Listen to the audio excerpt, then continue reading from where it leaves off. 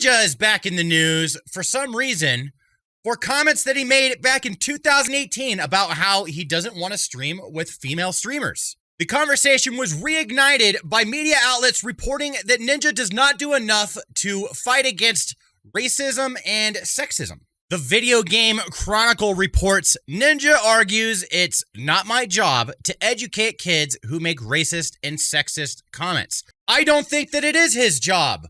He's just an entertainer. He could set a good example, but you can only do so much. What is he supposed to do? Sit there and have a big lecture on this situation? The Video Game Chronicle reports that Ninja, whose real name is Tyler Blevins, is Twitch's most popular streamer with nearly 17 million followers. He is best known for playing Fortnite and as such has attracted a large following of young fans. In a new, broad-ranging interview with the New York Times, Blevins was asked about the behavior of the young people in his Twitch chat, and specifically, he felt he could mitigate bad behavior. The streamer argued that it was down to the parents and not him to educate children who post racist and sexist comments during his streams.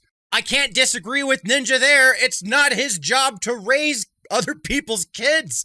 I think parents, they just want to pass their kids off to some face on a black little screen, okay? And then just let that face teach them everything so they don't have to.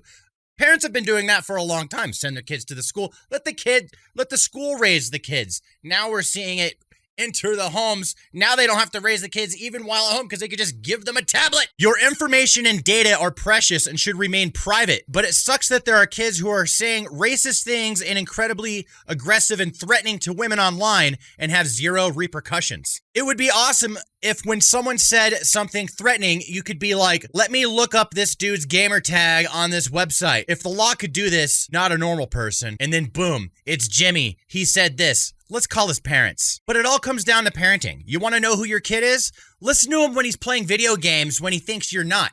Here's another thing. How does a white kid know he has white privilege if his parents never teach him or don't talk about racism? If they're gaming and their first interaction with racism is one of their friends saying the N-word and they have no idea what it is, what if it was on my stream? Is it my job to have a conversation with this kid? No. Because the first thing that's going on in my head is, this kid is doing this to troll me. If someone says a racial slur on someone else's stream, it can potentially get that streamer banned. It's awful, but that's the first thing I think of.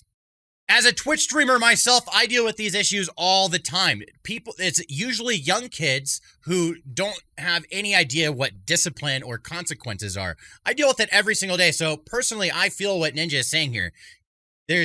Twitch is one of the worst places where you find these kids acting this way. In a tweet from Ninja's wife, she says, if any of these people tweeting actually watched Ninja stream, they would know how many times he's spoken out about issues of racism, white privilege, and having zero tolerance for racism in his games or channel. He does his part. He just isn't holding a seminar on the topic. I can't disagree with Ninja's wife here one bit because it's just not his job. I don't think it's any particular content creator's job to raise children to be good people. That's up to parents. All influencers can do is just have whatever influence they have from their world, but at the end of the day, they're making entertainment to get paid. That's the point. It's a dream job doing stuff like this. It's a dream job, and it's not necessarily supposed to be some sort of parental supplement. As far as the situation with Ninja not playing with females, now this is where I'm going to kind of push back a little bit.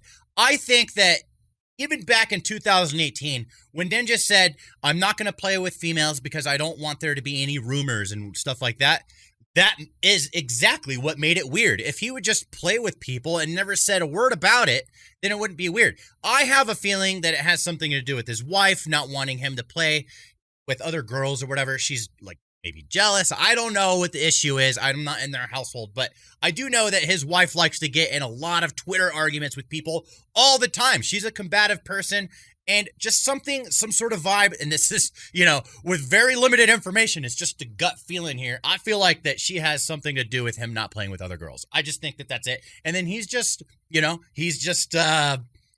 dealing with it.